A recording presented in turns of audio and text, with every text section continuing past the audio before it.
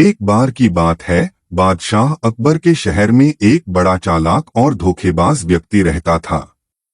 वह दूसरों को बेवकूफ बनाकर पैसे कमाता था। एक दिन उसे बाजार में एक बहुत अमीर व्यापारी मिला, जो किसी दूसरे देश से आया था। व्यापारी शहर में नया था, इसलिए जब उस धोखेबाज ने उसे अपने घर रात के खाने पर बुलाया तो उसने यह सोचकर निमंत्रण स्वीकार कर लिया कि एक नए शहर में अच्छा दोस्त मिला है। दोस्तों, कहानी में आगे बढ़ने से पहले हमें सपोर्ट करने के लिए वीडियो को लाइक और चैनल को सब्सक्राइब करें।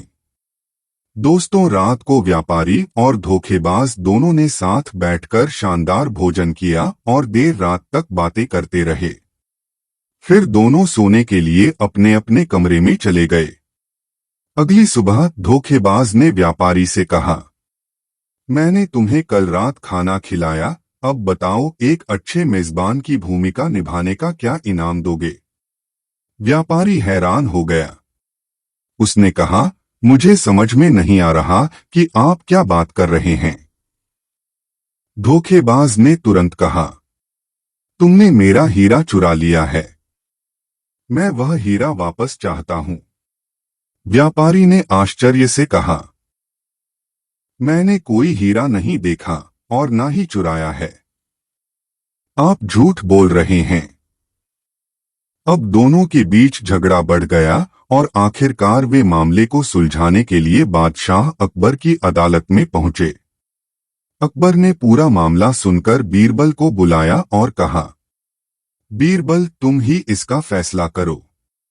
धोखेबाज ने कहा, जहांपना, मेरे पास दो गवाह हैं, एक नाई और एक दर्जी।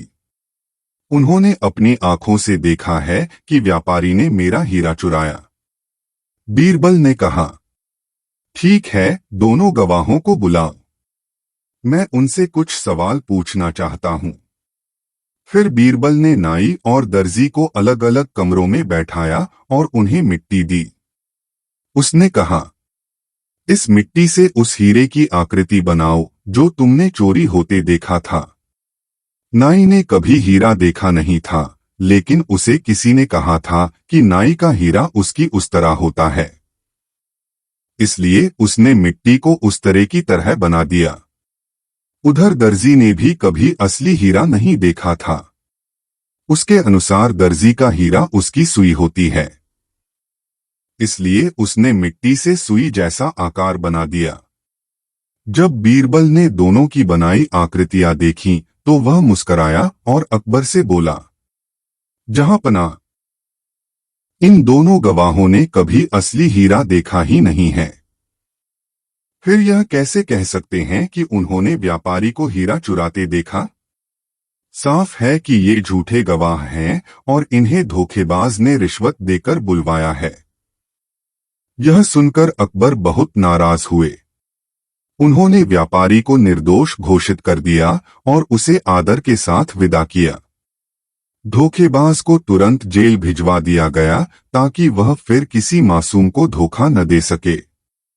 दोस्तों, अगर आप भी चिंतामुक्त और खुशहाल जिंदगी जीना चाहते हैं तो ईमानदारी से धन अर्जित करें, वरना झूठ और मक्कारी से कमाया गया धन कभी भी आपको सुकून से जीने नहीं देगा और आप हमेशा डर और चिंता के साथ जिंदगी जीने पर मजबूर होते रहेंगे। दोस्तों, अगर आपको इस वीडियो से कुछ सीखने को मिला तो वीडियो को लाइक करें और चैनल को सब्सक्राइब करें ताकि अगली कहानी आपसे मिस ना हो सके। तब तक के लिए धन्यवाद। जय हिंद।